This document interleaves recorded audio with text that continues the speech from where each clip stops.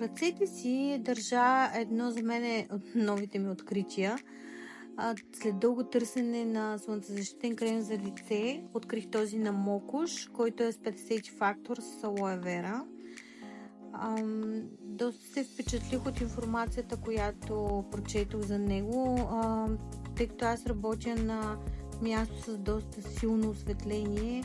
Разбрах, че той защитава не само от UV светлина, и от синя светлина и червена светлина, което ми дава спокойствие, че след употреба с него аз наистина ще получа нужната защита. Другото, което също ме впечатли, е, че много бързо хидратира и бързо попива в кожата. Не се налага да го разтръквам твърде много и не остава бяло по лицето ми. Аромата направо не го коментирам, толкова е приятен, че с удоволствие го използвам всеки ден.